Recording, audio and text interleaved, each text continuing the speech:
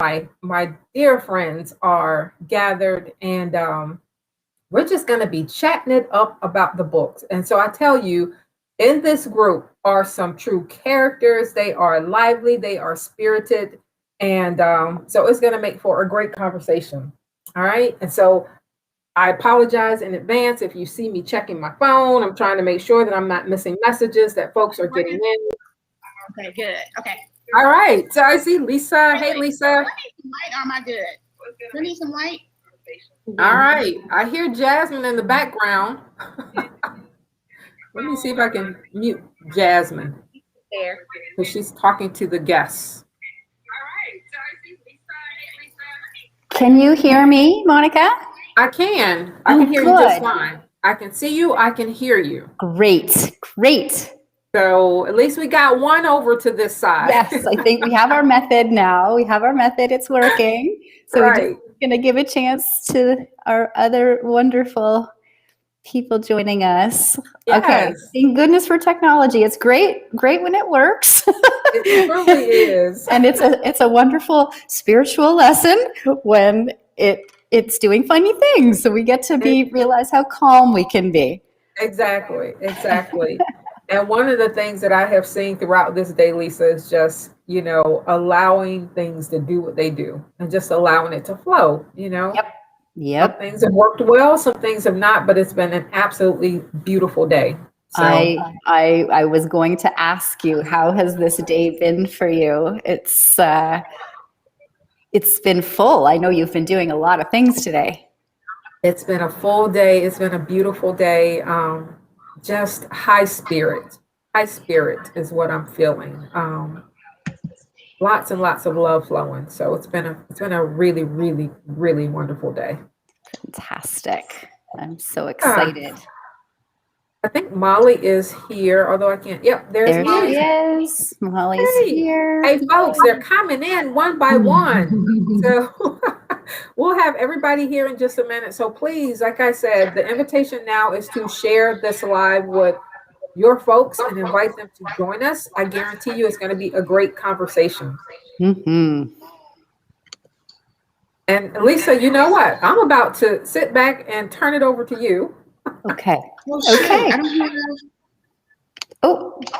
Okay. I will. Yes. So let's. We're gonna give everybody a chance to make our way over, but I'm so excited to welcome all those who are joining us to our book launch event for this beautiful, beautiful woman, published author, Monica Moody, who we love to bits, who we are here to celebrate and to have this wonderful conversation. I love that the name of our conversation tonight is Be Yourself, Free Yourself, a conversation with friends.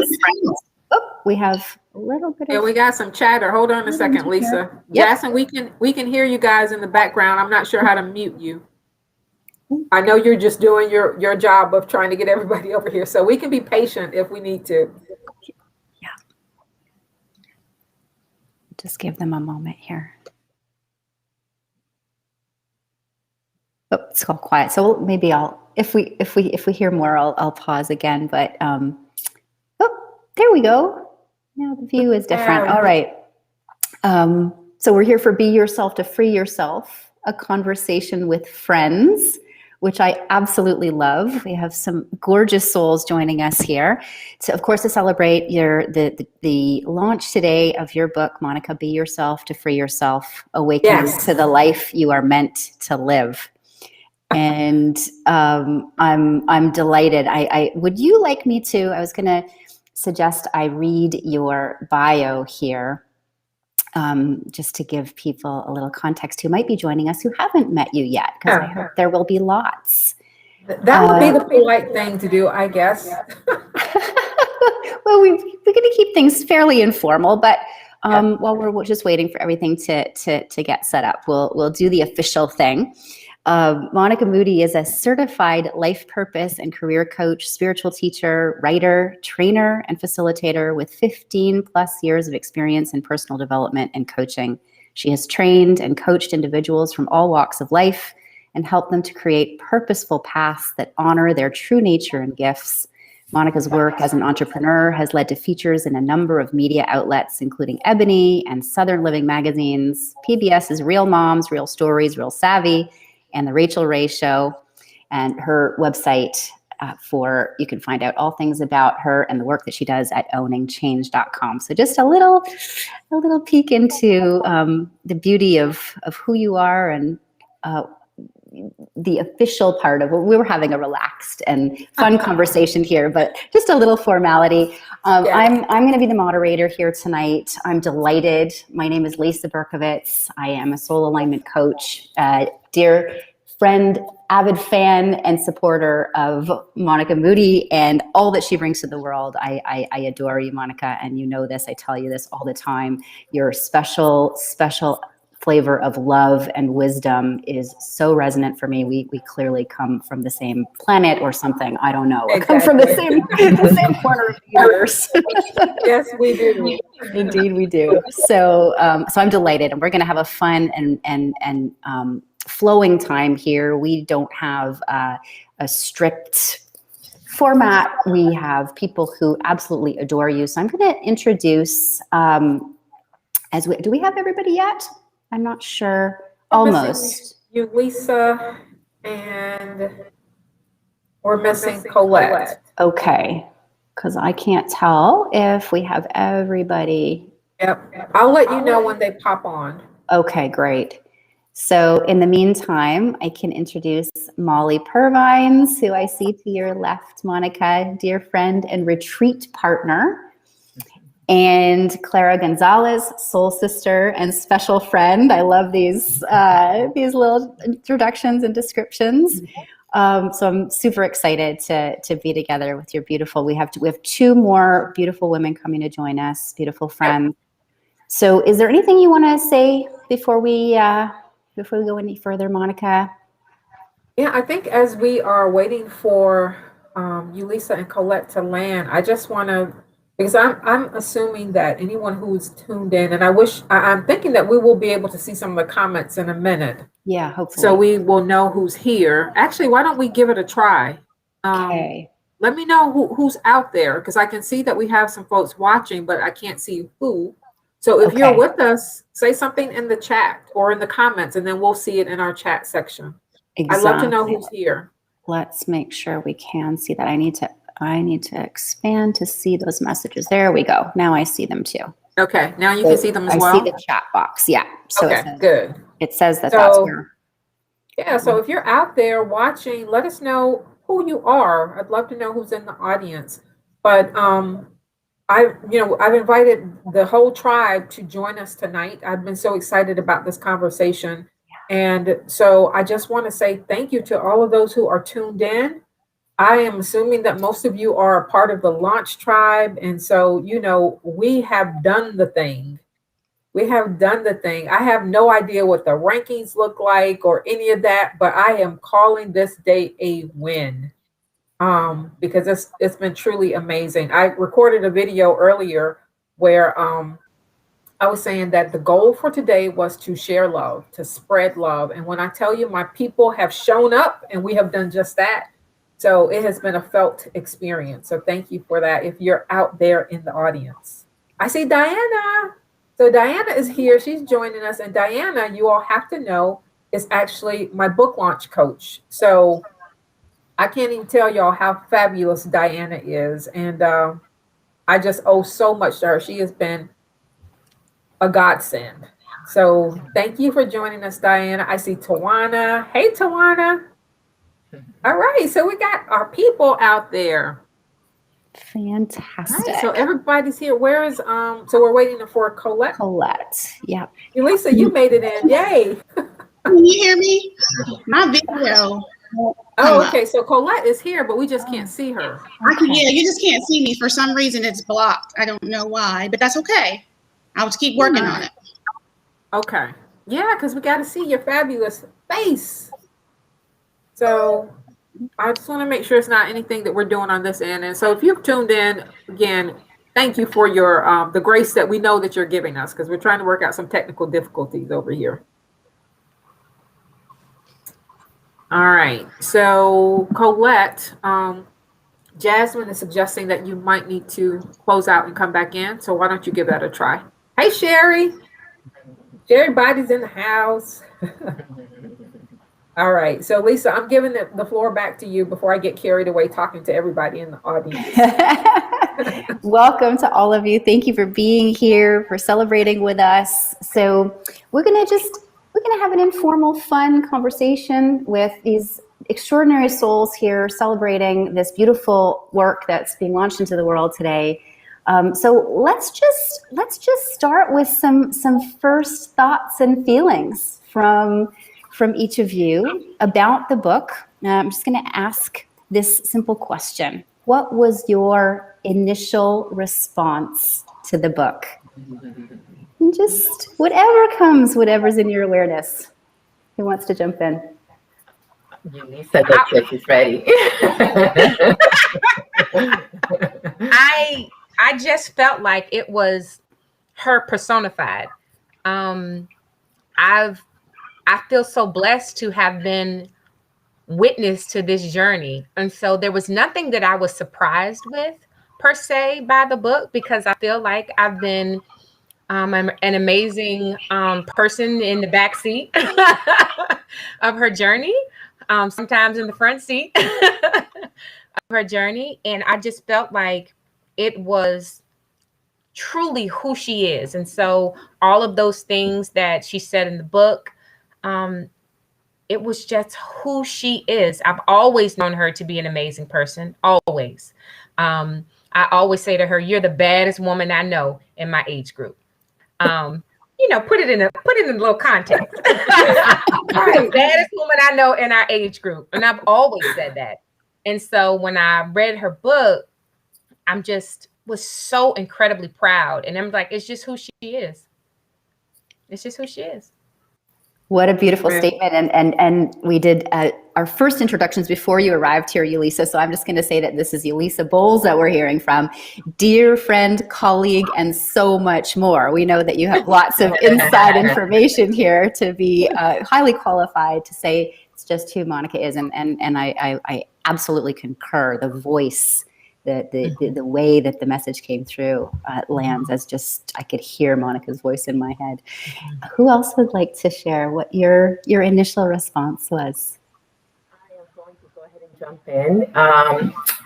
I felt such gratitude. I felt, wow, the timing of this book is such an incredible, we are living, or personally, I'm probably a little less than probably most, but times of a lot of fear. And Monica's book was so much love, and it just comes with a hammer tearing down the fears. And her message is so clear, so simple. And that was the best part for me. It was like, oh my God, this is so chewable for so many people, no matter where they are in their journey. They are going to get pieces of our dear soul sister, because this has been brewing. For the years that I've known her, this love and all these thoughts and all these ideas and everything has been brewing inside her, and it came to birth now. And seeing this coming alive is just so exciting, and I am so grateful. And like Yulisa said, I am so grateful also to witness her journey. It's just been incredible. I love her to death, and I'm so just honored. Thank you, Clara. Thank you, soul sister. Beautifully said, and so true, right? In these times of complexity, what we need is simplicity. Yes. Simplicity and universal principle that can cut right through. So very well said. Love it. Beautiful. Molly, would you like to share your initial impression? Yes, every single page of the book felt like coming home to me. It just, every time I got to the next page, I just kept thinking, yes, oh, and yes, oh, and yes. And every page just read like, it just resonated with my soul throughout the whole thing. And I echo the ladies. I know Monica, I have known Monica for quite some time, and I've seen her walk a good bit of this journey. And it was so beautiful to, I guess, fully understand the integration of what she was feeling, what she went through, and then how that each part of that was revealing more and more of her soul. Mm-hmm. Beautiful. Monica, how does it feel to hear? It's like, y'all are so fabulous. Oh my gosh. Our purpose here is to spread love. This is just going to be a growing love fest. You know that, right? Growing love fest and of admiration and celebration. So since you've shared these beautiful initial reactions to the book, what might be helpful for those listening who are curious, ready to dive into the book, what would you say was the primary message of the book that you took away? What was and everybody would kind of have a different perspective on this, right? So super curious to hear how your takeaway lands. What's the core message that you received? For me, it was all about remembering who we really are. Mm-hmm. It's all about who we really are, not what we've been told that we are, but who we really are. That light, that powerful beings of love. And it just is so empowering. And it's like, yes, come alive. It's about being happy. It's about thriving. It's not about everything else that we've been doing, stressing and all these ideas that we have been conditioned to. So it's just remembering. It's wonderful. Beautiful. Mm-hmm.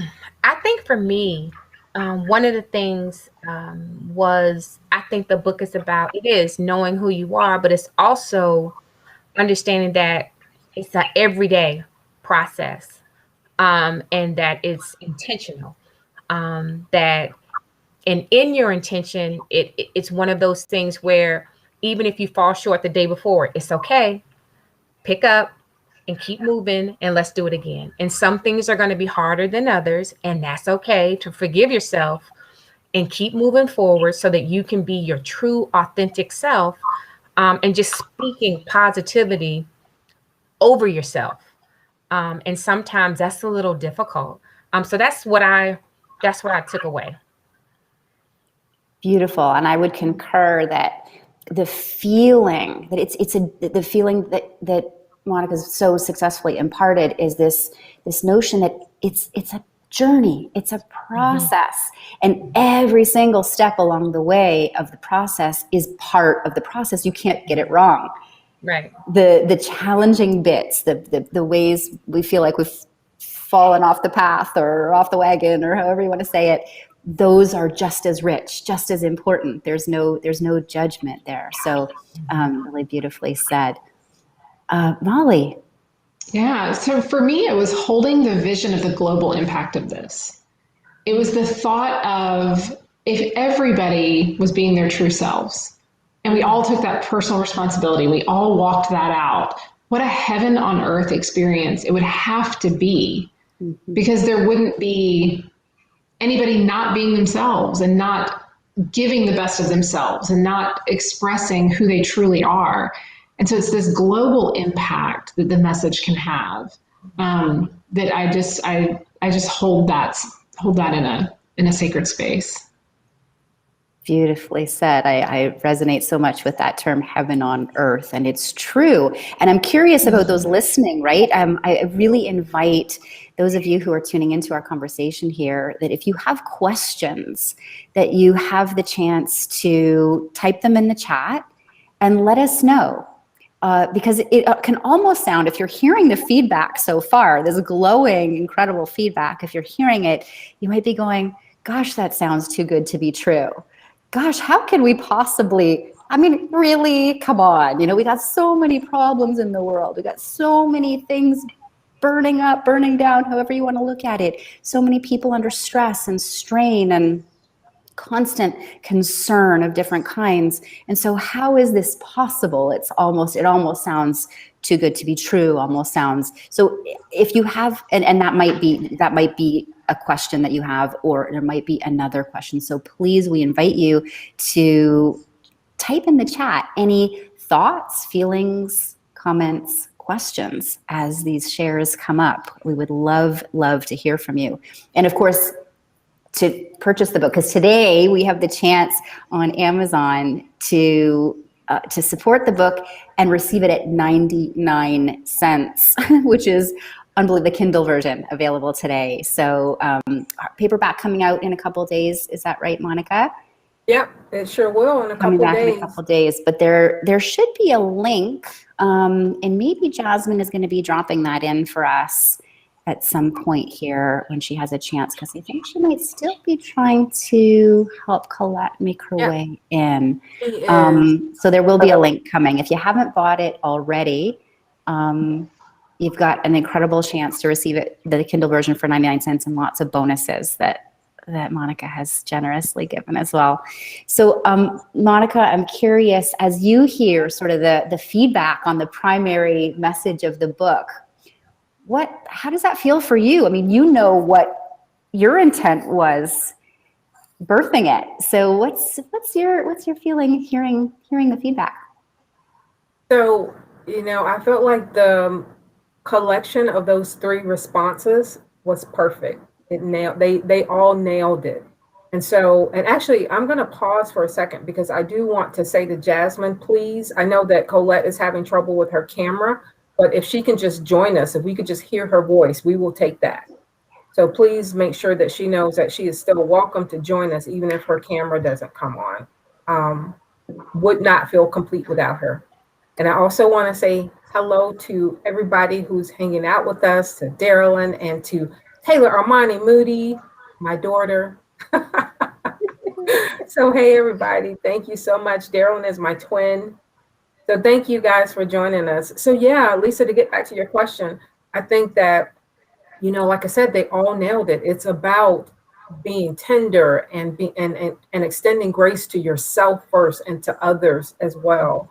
Trusting the journey, knowing that you cannot go wrong, that you are always on your path, even when things are feeling tough, especially when things are feeling tough, you are still very much on your path, because we've heard so much from societal forces about the things that we need to change and shift and do right and do different. And this is about just owning your worthiness and trusting in the process.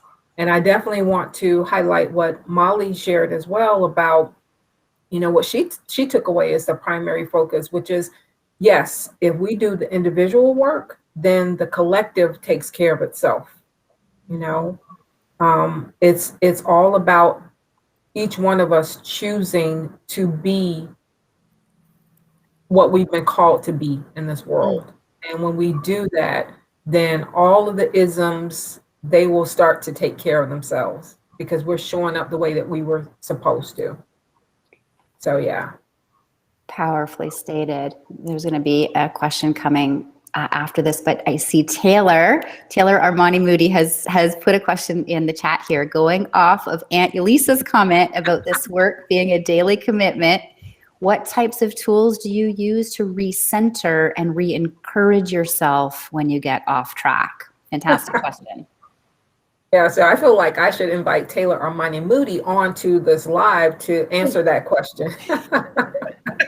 Because again, Taylor is my daughter, and I have 2 daughters, for those who don't know, and I'm constantly pouring into them. And so this question about how do I recenter and re-encourage myself, it's a great question, because we all need to do it almost daily, right? Because we have those moments when we feel off balance. So, to shorten my response, some of the things that I do, everyone knows that spaciousness, that's the first thing. Adequate space in my life is of the utmost importance. And by that spaciousness, I mean just time to literally breathe, time to sit by myself for half an hour or so every single day. My friends tease me because they know that I talk about bath therapy all the time. It's a thing. And that's my next book. And so, yeah, using those tools, quietude, stillness, those are like top of the list. And then from there, you pull in some other tools like affirmations and literally reprogramming your mind to think in the direction that you want to take your life. because so much of this journey is about unlearning and deprogramming ourselves, all the messages that we've received from a variety of sources. But it's about getting clear on who you are, what you believe, what you want to believe, and then starting to reprogram yourself in that direction. So those are just some of the tools, but the book is chock full of tools. So I do want to say that. Beautiful. Thank you, Taylor. Yes, thank you, Taylor. Awesome. I'd love to dive in a little more into more of the juicy details that our beautiful panel here took away in terms of your favorite part of the book. What stood out to you most? What was all of it. We all know the whole thing is amazing from beginning to end. It's like resonant and singing with truth and richness.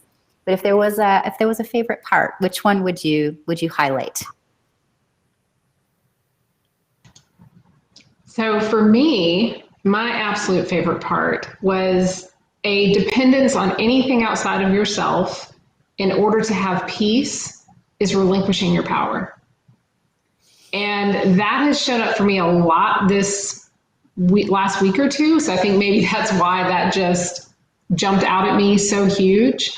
But realizing that we're in control of how we feel on the inside, whether that's peace or happiness or joy, and this idea that somebody made me angry or somebody made me sad or somebody made me this or that. Like when we give that away, when we put it outside of ourselves. So that was my favorite part.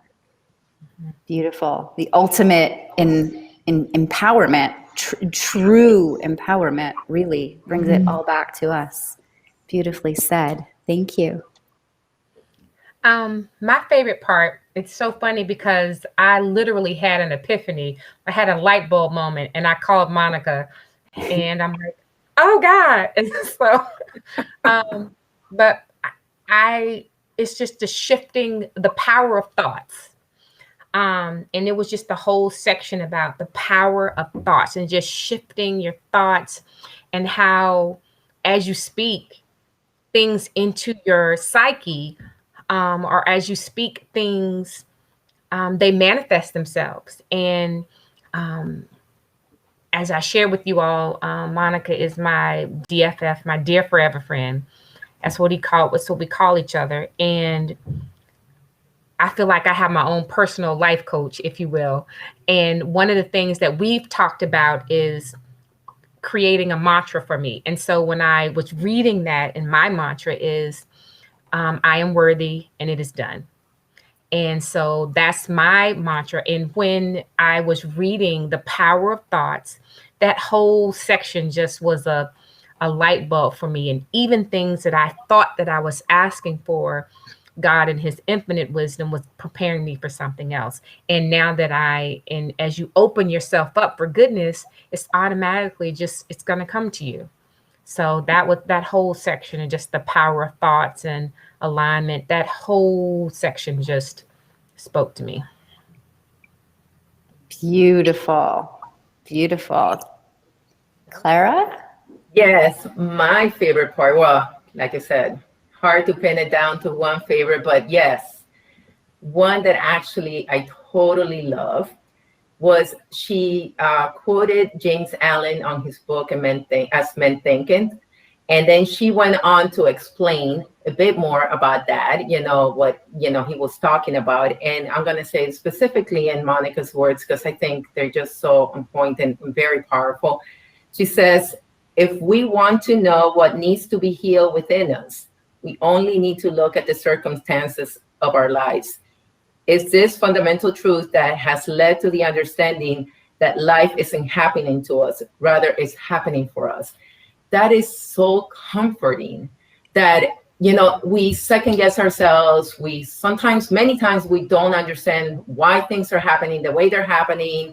And of course, hindsight is 20/20, but as things are unfolding, there's confusion at times. And then just to know that no matter what it looks like, is happening for us, this is happening for me.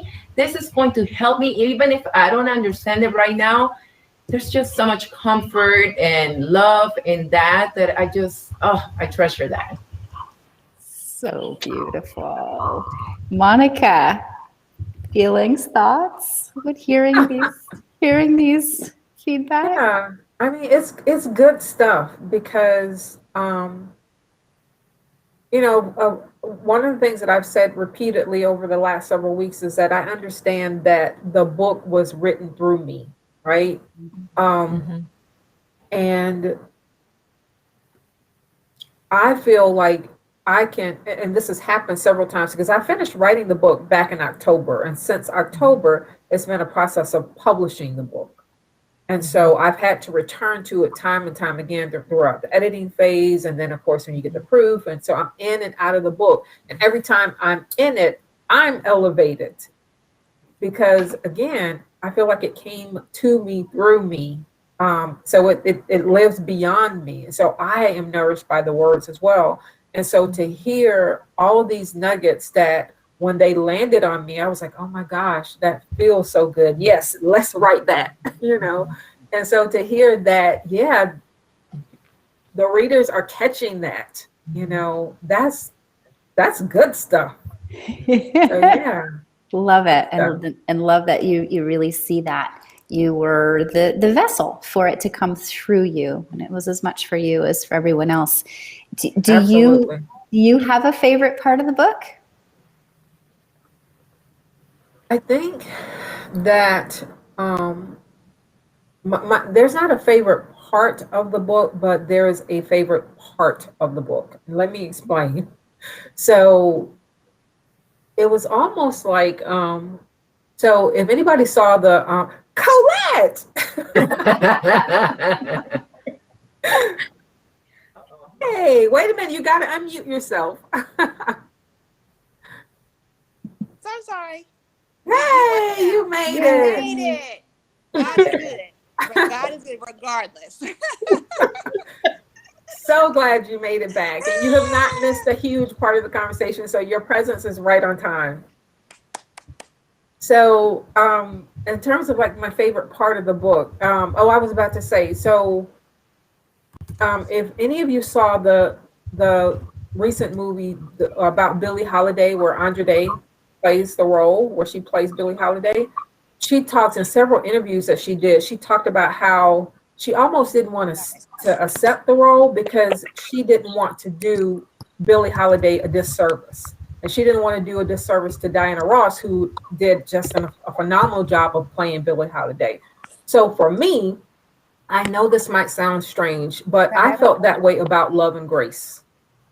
Like I wanted to write a book where I felt like I was doing the concepts of love and grace justice. There we go. Colette is having challenges. It's all good. Okay. Is that better? All right, we see you. Perfect. We see you. You're good. So yeah, I want to do justice to love and grace. And because grace is, people who know me know that I talk about grace all the time. In my office, I have a plaque that says, "May grace be my first response." So it's something that I try to live, and I love teaching about it. And so, yeah, I feel like I gave them a platform. Does that make sense? Absolutely. Very beautifully said. And just a little follow on. And welcome to Colette. I'll introduce you in a second. So glad that you made it. Just to explain, because you've just mentioned about grace and the importance of grace and this beautiful thing you have in your office, the statement, "May grace be my first response." Just to give a little insight to what's your definition of grace? How do you see grace? How would you explain to those listening what you mean by that? And why are you making that your highest priority? May grace be my first response. Maybe a little example of what that looks like in action. Yeah, that is such a multi-layered question, and I love it. And I want the ladies to chime in on that one as well. So, definition of grace. I think at one point in the book, and it's probably like a midpoint, I say that, you know what, I did a word count and I've mentioned grace like 53 times and I wasn't even done yet. Right. And so grace has a lot of different definitions, but the primary one is grace is the unmerited favor and love of the universe. It's something that we get to step into, to receive, just because we are here, just because we exist. We were born worthy. It's the unmerited favor and love of the universe. And so I think our job is to model the ways of the universe. And so it's our job to extend that same grace that we receive to others. And I honestly feel like, because one of the things that we haven't talked about, but I'll highlight it really quickly, is that the book highlights a number of what I call soul qualities. There's these inherent parts of who we are, which when we learn to embody them, it takes our lives to a whole new level. And grace is the final soul quality that I talk about in the book, because it's up there ranking at the level of love. And I feel like if we all learn to embody grace just a little bit more, the world would start to transform in amazing ways. So that's my love affair with grace. That's the foundation of it. Beautiful. And you do, and it is a theme through the book. And I'm curious for any feedback. How did grace, for any of you who would like to comment on that, how did grace translate for you through the book? What was how did it impact you? Do you think of it any differently? What's your living of grace in your way? Anything that you want to reflect about, because it's such a big theme. Clara. Well, I think the one word that Monica talked about grace, it just completely resonates with me, which is ease. Yes. That word ease and grace are just like so one word. It's just moving, flowing with such ease that I think that that's really what life is meant to be, even though we don't kind of move that way all the time. But when we embrace that grace, we just float in that ease, and that just allowed life to just happen with us and be okay with that. Mm-hmm. Beautifully said. Mm-hmm. So Lisa, I have to interject this funny story. Yeah. Before one of the videos that I created, I do YouTube videos, and one of them in last couple months was about ease and grace. And so with that, I wasn't aware of it, but I talked to a friend like weeks after it was published, and she told me how she and her entire office had adopted this phrase. So when they would have challenging days, they would say ease and grace and just say it as a reminder to one another. Well, at a point, they flipped the words and went from ease and grace to grace and ease, and now they just say grease. Yeah,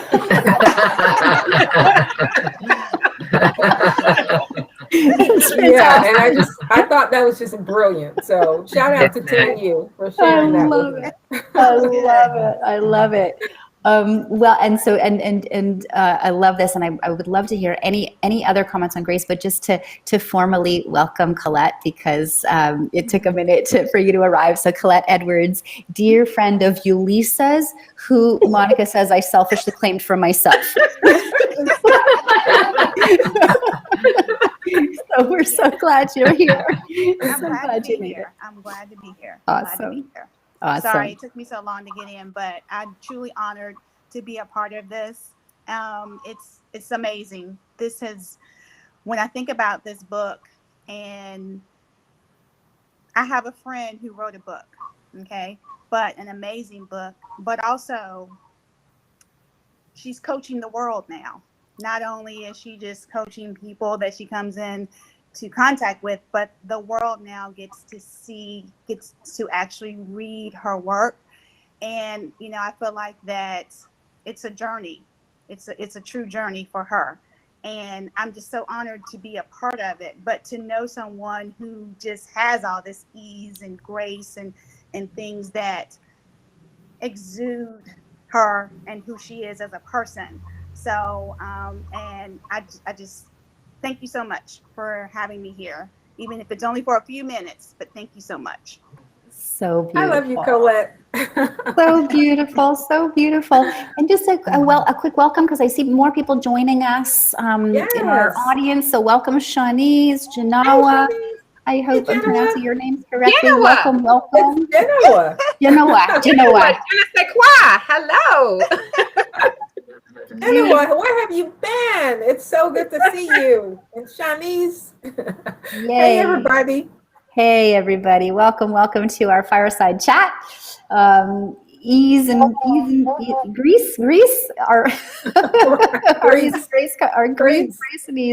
Greece conversation.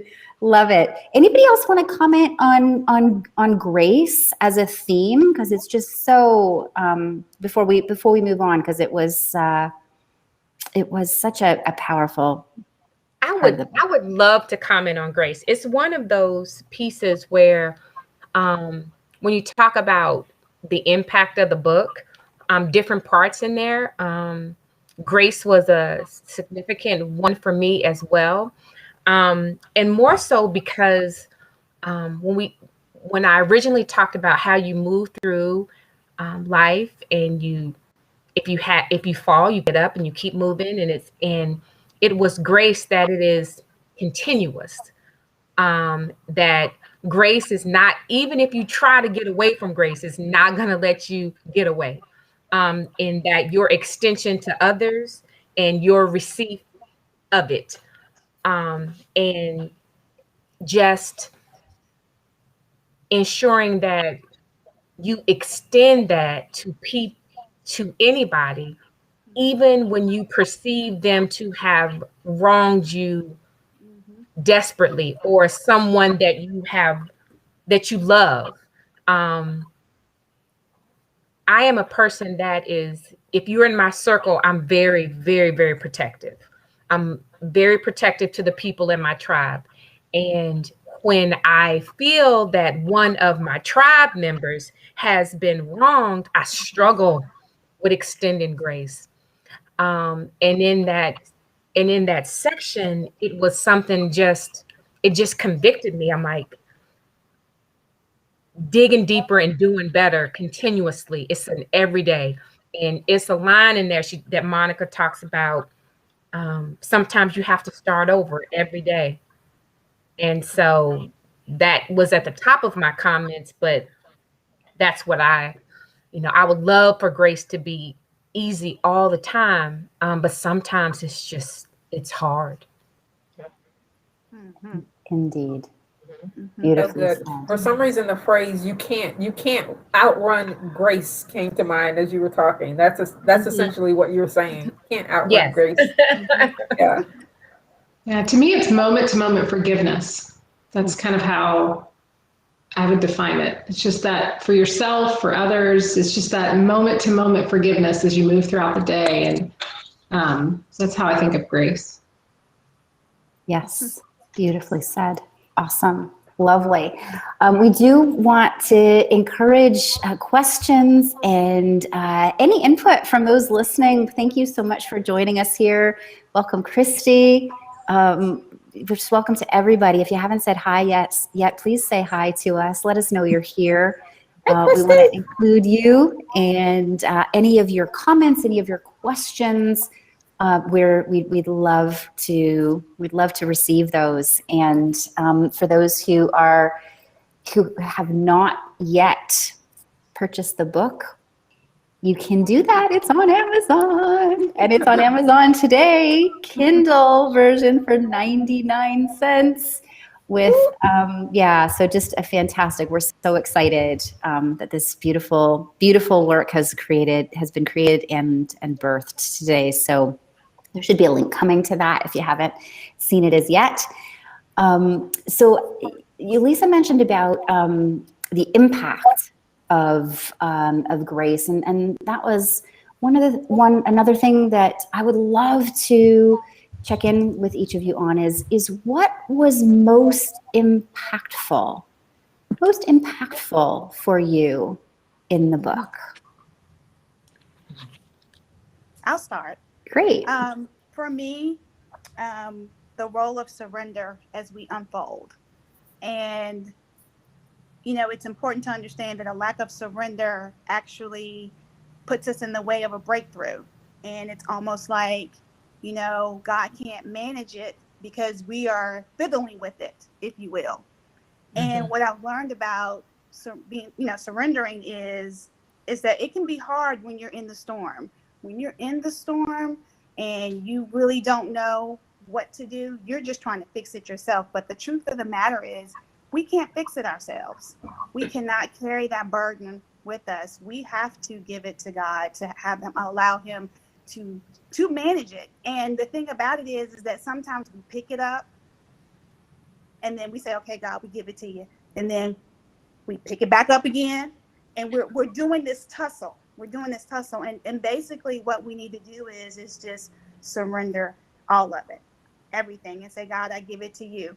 And that was impactful to me because, again, when you're in the storm, all you want to do is be out of the storm. And what you realize that it's your time to go through, this is your task that you now have to, it's a mountain. If you say, Lord, if you can't move the mountain, just let me be able to climb it when you're in that storm. So I say that was most impactful for me because I'm learning how to surrender and give it all to God, no matter what the situation, no matter what it looks like. I know he can fix it. Boom. Now Boom. that Colette just took us to church. Right? I love it. So by Christy's saying true. Yes. True. Christy Absolutely. Sams. Hello. Yay. Any other comments on the most impactful part of the book for you?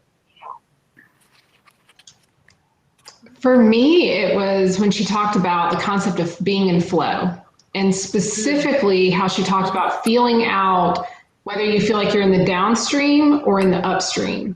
Mm-hmm. And I've always thought of flow as a sense of ease and a sense of the downstream and moving easy with it. But I hadn't ever really considered the contrast of how does this feel? Does this feel difficult? Do I feel like I'm being hit by the waves? Do I feel like, I'm trying to swim upstream? And I tested it out a few times since reading the book to see like, okay, this situation, not sure how this feels. And so I could really turn myself, like, am I turning down the river? Does it feel easy, or am I turning up the river?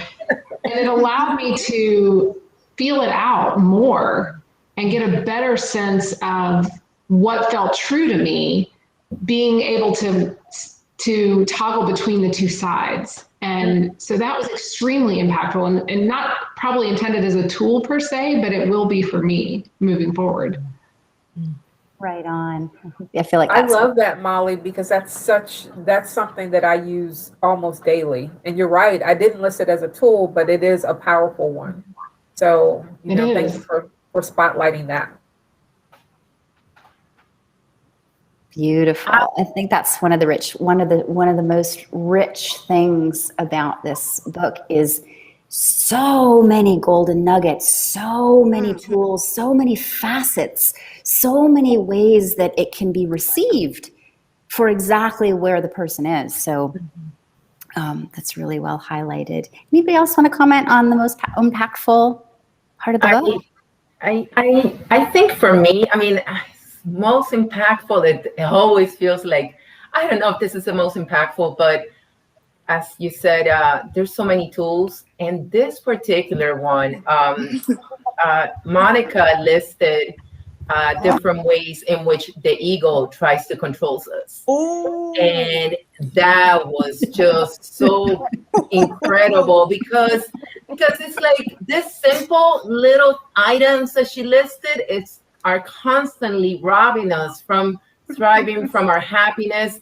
And I think it was perfect because it was an easy way for us to recognize what that looks like. So there's so many definitions of ego out there. And so, and what it says that, and it's almost like you don't know what you don't know. And then this is very specific and practical to just saying, am I feeling like it? Am I seeing myself like a victim? Am I, being offended? I mean, she named also, the triggers. So I thought that was brilliant, because then it gives us something to pay attention to and say, I'm feeling this. So what is this situation, trying to tell me? Where am I hurting? Maybe there's a place that I need healing. So, but before, I never looked at it that way. It was just like a thought coming through, and oh my God, so, but now it's like I can pause and say, this is happening. This is showing up. What is it telling me? So instead of just like freaking out with it, it's just like to pause and say, hey, what is happening here? And it's just, it's a different feeling now. It just it flips it. Yeah. Beautiful. That awareness. The awareness, yes. The recognition of how those things happen to us. And it's like,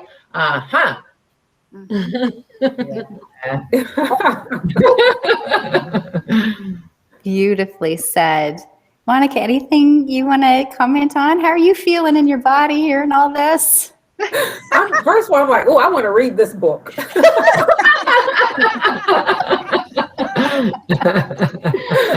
Yeah, your takeaways are so good. What was that, Molly? I said it's a good one. I recommend it.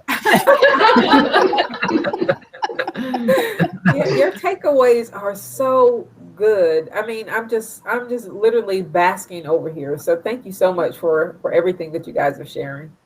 Love it. Let's go to a little different vibe. What Jasmine is saying, purchasing the book today. Woohoo! Thank you for working overtime out there. Yes, thanks for all your help, Jasmine. We got it solved with your help. Thank you. A little different vibe. Is there anything you found challenging as you read the book? Maybe a particular concept, a particular thing that some aspect of you might have found a little resistance towards, or maybe some other way. Is there anything you found challenging as you read? I didn't find it challenging, but I definitely thought it was worthy of conversation. And that is, it was a phrase. just going to read it. It says, if what I'm being asked doesn't serve me, then it's impossible to fully serve another. And so I think as women, we are expected to do for others, regardless, and to give and sacrifice for your family, for your children, for me, for my nieces and nephews, to give your babies, and put yourself on the back burner. But in reading this passage, it's basically saying not serve you in a selfish way, but just serve you in a way that it is creating energy and creating love and light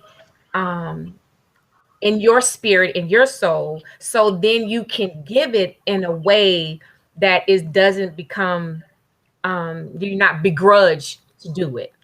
And so it's not coming off as I'm doing you a favor because I'm doing it, because I'm sacrificing myself. I don't want to do it, but I'm going to go ahead and do it because that's what you want. And then the doing of it is not from a good place. And so I'm thinking that's definitely worthy of conversation. Very worthy, and a very fine line. Very fine line that we as women walk. Absolutely. Any thoughts or comments on that from anybody else? Yeah, I would really echo you, Lisa, in that I too didn't find anything in the book challenging per se. I feel like it issued challenges. And I feel like that was one of them. And I do, because I agree. I think as women, there's much too much put on us. There's much too much that we take on. Yeah. And so, I agree. I think the book issued challenges, if anything, against conventional thought and the party line and, cultural conditioning and all the things. Yes. We are unanimous. I didn't find anything challenging as well. And I agree with Molly and Lisa Lee about you know, as women, you know, our expectations, we feel like we have to live up to these expectations. But also, I found something in the spiritual goal setting where it talks about, you know, you set the goal, but just the purpose of getting you in action. And there was some core essentials along with that. And one that I, you know, kind of struggled with or found it challenging is to detach from the need for a specific outcome. I always want to know what the outcome is of something. And in reading this, I need to allow it to ease and flow and just let it unfold the way that it needs to unfold. And so that is something that I'm going to challenge myself with as far as the situation coming up, is that not to look for what the outcome is. It's just to go along with it. And Monica talks about in introduction to that, she talks about the traveling, like when you travel and how when you plan things, you know, hey, you know, you're going to be gone for a week, you're going to do these excursions on this day, that day. And then, but if you just be on vacation, you know, how it's the truth. If you just let it flow and just be on vacation and let yourself just be wherever you need to be at that time, things do flow a lot better. And that's how life is. If we just let it flow and just live our lives the way that we are meant to live our lives, being our true self, then it can flow. Really, this is not hard. It's just living to the, you know, understanding that you just need to be in your being. We make it harder than what it really needs to be. But when those obstacles come, do you have the tools to be able to do what you need to do? And that's what this book offers you. It offers you tools. It's a reference that you can utilize to go back and forth. And you might have to go back and read it several times. So I'm going to have to go back and read this book for a third time, probably, you know, just to get everything out of it that I need. And depending on what the situation is, of what tools I need. But it's all in there. It's in all chapters. Whatever tool you need, it's in there. Yep. This book lands as a classic. Like a classic type of handbook, like The Power of Now, you know, classic. Yes. Handbook. Yes. You can pick it up and it gives you perspective right away. Gets you right. It gets you right. Yes. Yes. And Lisa, I wanna reflect on something that that I'm challenged by right now in this moment. Yep. So Christy Sims, I don't know if Christy is still with us, but she was here a minute ago. I sat with her to talk about the book maybe last week or a few days ago. And one of the things that she said to me was, she's like, Monica, this book is on the level of, you know, Eckhart Tolle. Just like you just said, in terms of the value of the content. And I immediately withdrew. It was one of those, okay.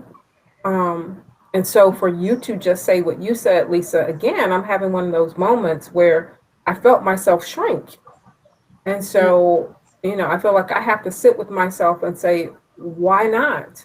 Why could this book not be on par with the value that these other books that I have cherished have brought into the world? So I just want to openly acknowledge that, like, that was like, oh, okay. So, yeah. Thank you for acknowledging that. And thankfully you live these principles. So you're going to be able to have a little chat with that voice. And then she's got people around her to tell her stop all of her foolishness and embrace this thing.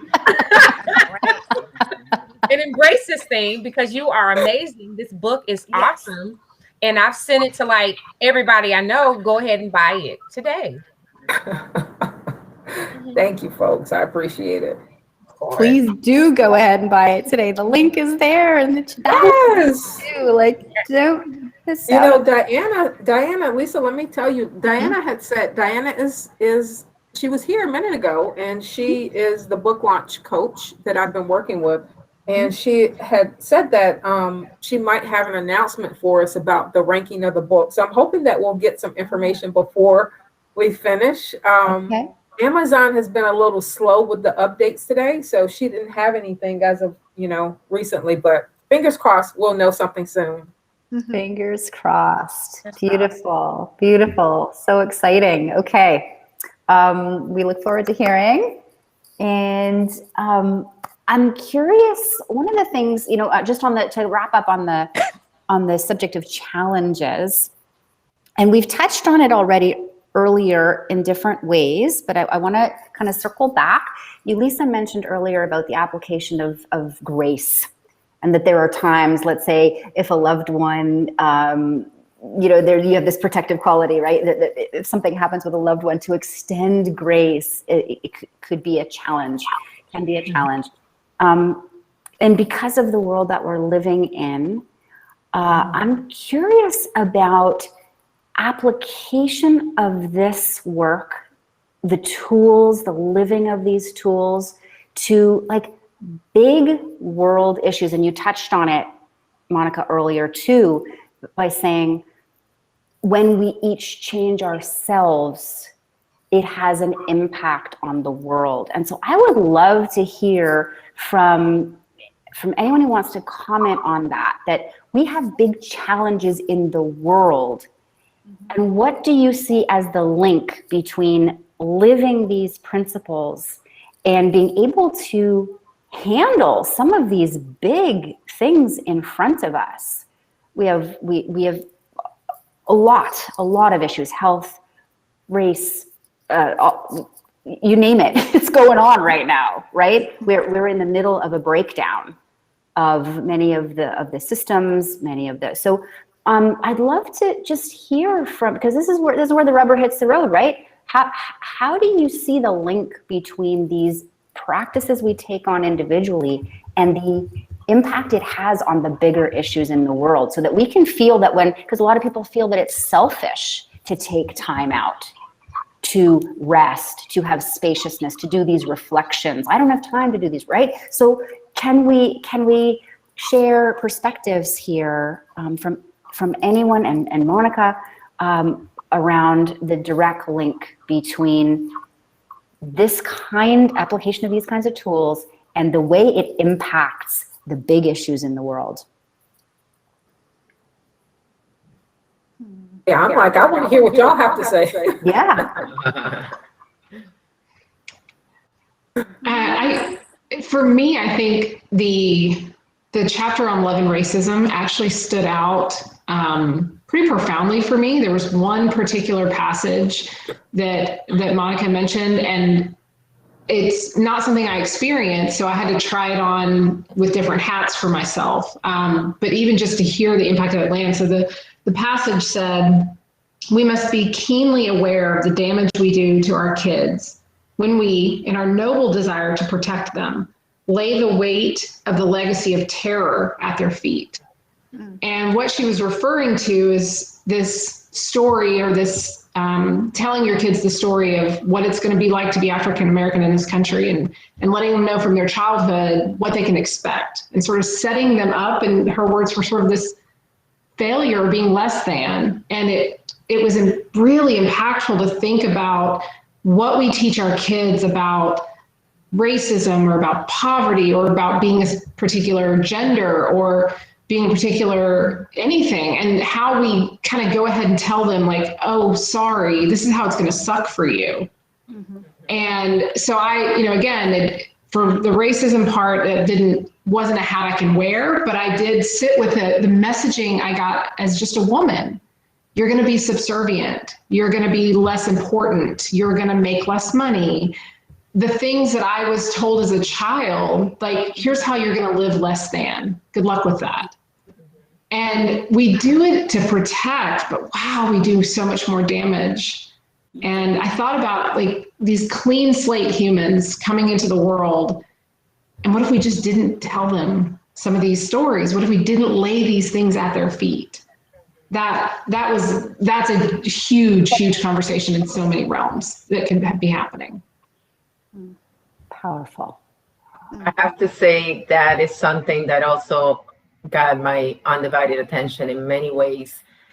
She took us from, we cannot think like victims. We have to think of who we really are, these powerful beings. And I think it's from that place of love is that we change as individuals, and as a collective. if we want all those changes to happen, we have to see it from the eyes of love and not from the eyes of fear. And that was just so impactful. I was just like, yes. And instead of screaming anger, and we have to embrace each other. And instead of creating more division, we have to unify by the messaging and the words and the actions of, individual, one at a time. It's just like we say, like one day, scratch, next day I try better, and then better and better. And every day, I'm going to try again. And I guess, and that exercise definitely takes a lot of forgiveness, because I have to say, oops, I screwed that up. I can do it better. I can do it better. And even if it's either to forgive ourselves or the shortcoming of somebody, that did it to us. And so it's just that practice of forgiveness, that practice of like really seeing ourselves of what we are capable of being, and be as one and be to others. I just felt this incredible electricity coming through me and saying, yes, we need to really go out there and speak like that to see that change in the world. Mm-hmm. Powerfully said. Beautifully said. Beautifully said. We're speaking to that, the little part of the mind that doesn't want to take the time, doesn't want to do this kind of work, that wants to discredit it or devalue it, or not quite see how it literally is world changing when we adopt these perspectives and practice these tools. So beautifully said. What is it that you call, Monica, you call the ego the little person? I don't know. I think you call it the little person. It's that the little me. I was like, yes, it's the little me talking. Yeah. Yeah. And I'm glad we're having this part of the conversation. Earlier this afternoon, I did a live on Instagram where we talked about love and grace and social justice and activism. And I have to say that particular chapter it wasn't that it was the most difficult to write, because I knew what I wanted to say, but it was a chapter that took the most courage for me to say what I knew that I was being called to say. And I have a friend, Mary Elizabeth. I don't think Mary Elizabeth is with us tonight, but we did a lot of back and forth, and she did a lot of coaching me to step into ownership of the fact that I needed to be true to what was coming to me and through. So yeah, that one, because there's some stuff in that chapter that could be easily misunderstood, misconstrued. And so I sort of had to prepare myself for that and just kind of detach from it in that sense. But yeah, that one was an interesting chapter to write. Thank you for being true to what was coming to you and receiving the coaching or the support to stay true to that, because that's what we need. These voices at this time willing to stand up for this other way. Yeah, so absolutely. Thank you for that. Amazing. Any questions from those in our audience following along on our conversation? We would love to hear any comments, any feedback. Yes, they're quiet. They are quiet. We would love to hear from you. Beautiful. So I'm also curious again on a sort of a different tack. Was there anything that surprised you as you read through the book?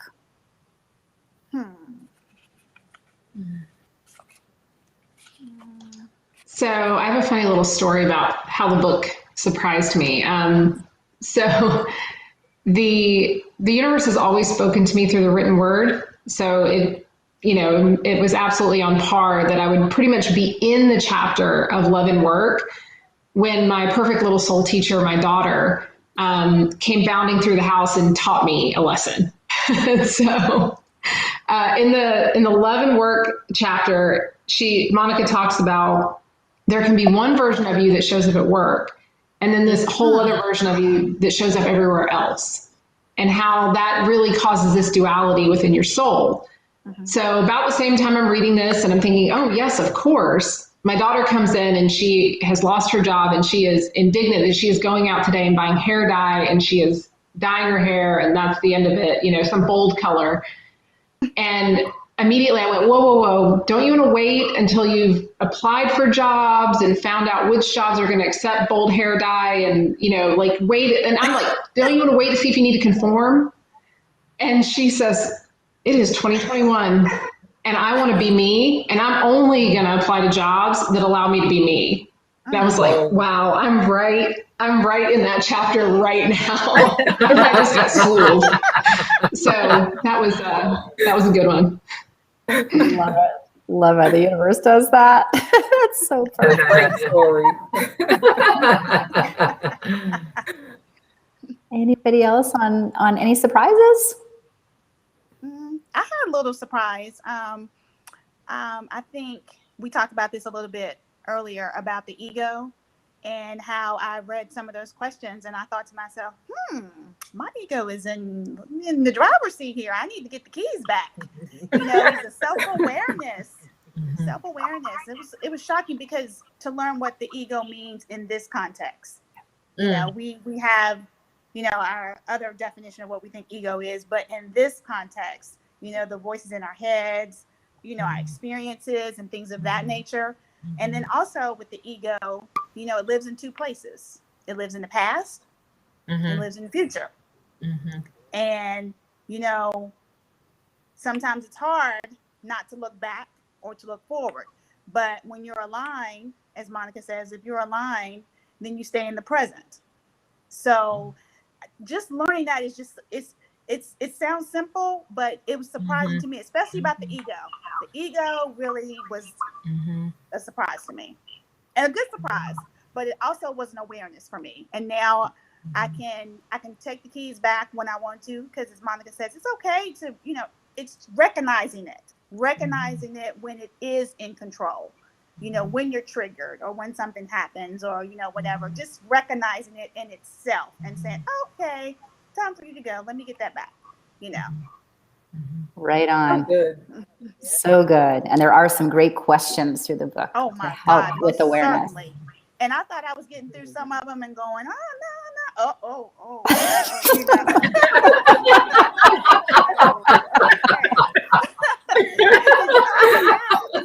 Quite a few questions. And I was doing good. I was like, okay, check. And that's the thing I love about this book is because you can relate so well to it. It's the questions. If something here doesn't apply, then something over here may apply. But it's that's what I just love about it, because it kept me wanting to read. And Monica kept saying, when we were getting our emails, like, don't read too early, so we can make sure that we're up to date, whatever. Well, I read too early, because I was ready to read it. I was ready to read it. So, but yeah. Love it. So good. A good thing the good thing about the passages on authenticity and vulnerability, right? Like just willingness to be true. Awesome. Monica, how are you feeling hearing these? Where are you at right now? So good. So good. I had a lot of fun writing that section that Colette is talking about, because I've used parts of that section in trainings, and then, in other contexts like coaching and everything. And I actually have this handout that I give to clients where it's like, okay, how do you know when the ego is in the driver's seat? Because for so many of the spiritual concepts that are in the book or that are in books in general, like, I think part of the challenge is that we make them bigger or more abstract than they need to be. And so it was really important for me to write things in such a way where it's like Colette was just saying, like, it's easily identifiable, not in a judgmental way, but in an empowering way, so that we can take responsibility and know, oh, okay, well, wait a minute. No, that's not the true me. That's the ego talking, or that's the ego wanting this to be different. And like she said, just bringing awareness to it is half the battle. Like we don't even have to do much beyond that besides just bring awareness to it and then choose from that point which direction we want to go in. Yes. So yeah, I'm loving this conversation immensely. And we're loving being in it with you, sharing it with everybody. Again, just an invitation to those who are with us. If you have any comments or feedback or questions, we would love to hear. Jasmine shared the link to Amazon where you can get the book today on the Kindle format for 99 cents, which is crazy good. Beautiful bonuses that Monica's created to go along with that. And I'm going to just ask if there are, and there has been some reference to certain quotes or passages, but are there any other quotes or passages that really stood out to you that you'd like to highlight or share? I think I know this grace thing. That's just my jam. And for me, it's let grace be your first response. Let grace be your first response. So when someone doesn't move the way that you want them to move, when a student doesn't move the way that you want them to move in higher education, why did they do that? Just let grace be your first response. So that really is a powerful thing for me. So beautiful, so beautiful. And if I can piggyback on that, because I heard Monica say earlier, our job is to model the ways of the universe and extend what we receive from the universe to others. Yeah. Referring to grace, just to piggyback on your comment about grace. How beautiful. Absolutely. Well said. Anybody else want to highlight a quote or passage that was really standing out for you? Actually, yes. And Monica showed it to us even during this conversation. She talked about humility, and she's talked to us tonight about this coming through her, through this not being hers, but this words being, she's basically being an instrument. And she actually talks about humility in such identical words. And here she was emulating, that exactly that. And specifically the passage that she talks about, she quotes Matthew 5, chapter 5. And then she talks about, blessed are the meek. But then she goes on saying the meek or humble are those who walk lightly upon the earth, beautifying it by tapping into a power that lights the world. She's lighting the world, but never claiming it as their own. So she's bringing out this light and saying, oh, it's just, through me. And it's just so beautiful. My heart just flutters when I hear that and I see her doing this. And it's like, here I had it, I had it highlighted and there she was doing it. So I'm like, yeah, there she is doing it. So it's not just about her writing and, sharing this beautiful words, but it's living them, every moment. And it's such an example. It's just wonderful. It's such a gift, such a blessing. Yes. Wow, beautifully stated. And may I just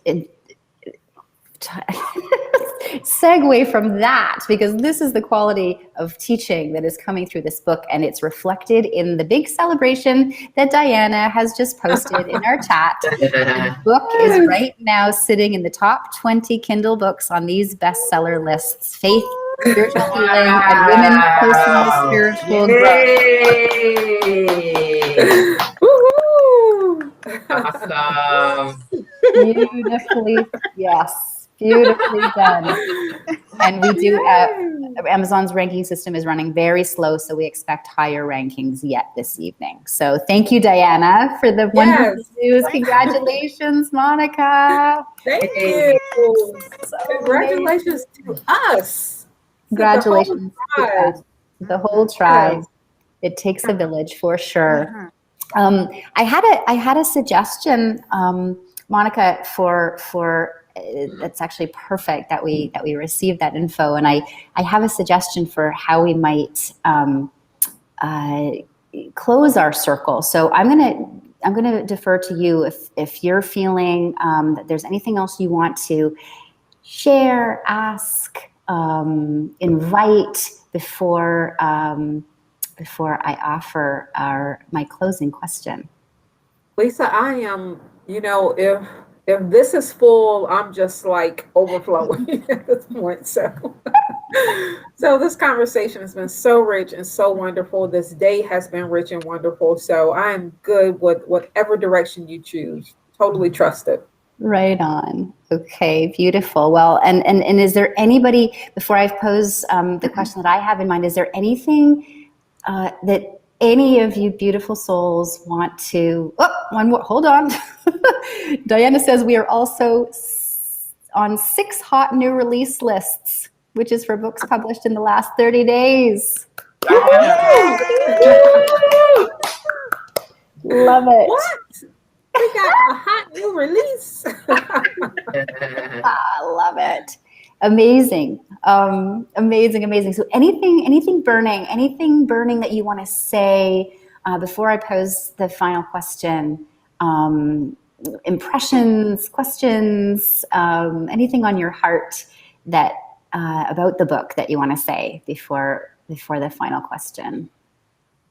I just wanted to say about the quotes or passages that the question you just asked. I wanted to say something really quick about, it was in the chapter about the benefits of alignment. And it says, when we are in alignment, we carry an energetic edge, excuse me, that amplifies our presence and powers our actions. Have you ever been around someone whose presence alone felt powerful and life-giving? I assure you that people who vibe like this maintain a steady alignment. And immediately I thought about Monica. I mean, it just resonated that fast. It's like she has this energy that you want to be a better person when you're around her, and you feel it. You don't have to be in the presence of her. You can talk to her on the phone, or you can receive a text message from her, but it's just that energy that she brings all the time. And I thought, how beautiful is this for someone who's writing the book, who's writing this, and I'm reading this, and they're like, do you know somebody that's energetic and things of that nature? Of course I do. The person who wrote this book. So I just wanted to just point that out. How I had an aha moment, like, yeah, the person who wrote the book. So that's all I wanted to say. I wanted to get that. Just wanted to let you know that, Monica. Beautifully Love said. you. Beautifully said. Beautifully said. And I concur. So here was my thought. What came to me around a closing question was to invite a blessing on the book. To invite a blessing from each of us, including Monica. This book is now launched in the world. And so a blessing on the book in whatever way is true to you, but perhaps holding a vision of how it might travel through the world, creating its ripple effect. May it have, you might name a specific impact, you might name a general impact, whatever is true to you. What vision, what blessing would you like to send this book out into the world with?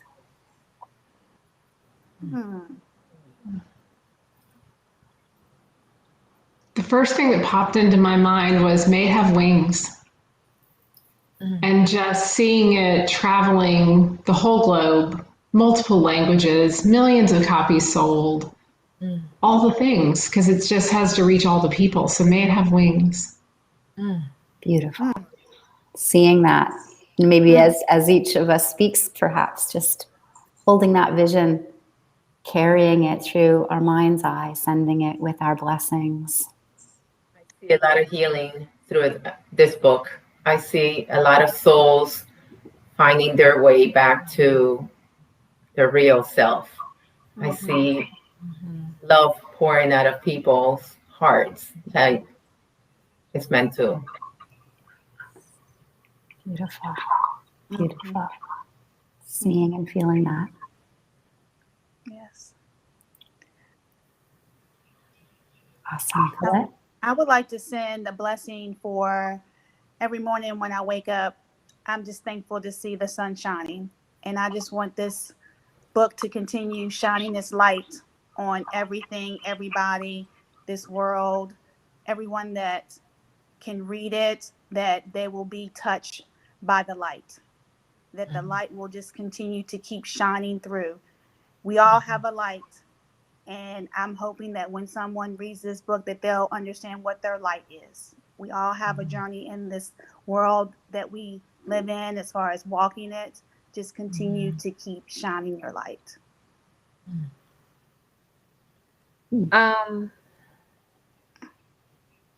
Beautiful. My blessing is that my blessing is not just about the book, but my blessing is for you, DFF, that you fully embrace the beautiful, amazing person that you are and receive that your book is going to be wings. Receive that your book is going to cause light. Receive that your book is going to touch millions, that you receive it in a way that pours into the amazing and beautiful and loving and all of those amazing things that I've known you to be all of the years that I've known you to be. I love you something fierce, and I'm so incredibly proud. That's my blessing for you. Beautiful. Beautiful. Oh my gosh. Beautiful. Beautiful. Oh, this is like a total gush fest at this point. All of your words, ladies, so incredibly beautiful. And Lisa, that first of all, Lisa is, I didn't really give Lisa the proper introduction that I should have, because Lisa is my coach.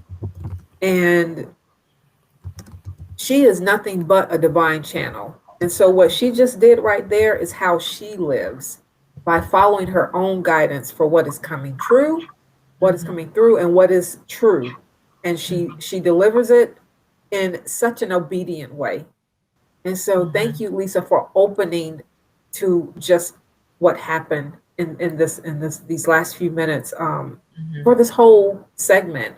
You bring just grace and a beauty that I so appreciate. And I think that that's obvious to anyone who's been watching. So thank you so much. Thank you, Monica. Thank you. Thank you. Yeah, My that was beautiful, ladies. My privilege. Thank you for including me. And is there something you would like to offer as a blessing for your book, or something else that you would like to close with that seals the sacredness of our circle? I want to just, I feel like I will spend the next several weeks just thanking everyone profusely. Like the folks who are on this call, y'all are my people, and you have showed up for me in, ways that would take years to detail. But your presence here tonight is the perfect embodiment of the grace and the beauty and the gratitude that I feel on a daily basis. So thank you all for joining me here in this space. Thank you for being who you are in my life. I appreciate that. And as for my blessing on the book, it's only one thing that's coming to mind for me. Like I don't even have to search for it. I hope and I pray that the book will bring peace, bring an amazing level of peace and joy to people who didn't even know that it was possible. That's my hope. Yeah, that's it. And so it is. And we have a beautiful, beautiful comment from Darlene. I thank God for Monica and her intelligence. She is amazing. And I pray that the book helps others return to themselves and be who God created them to be. Darlene. Boom.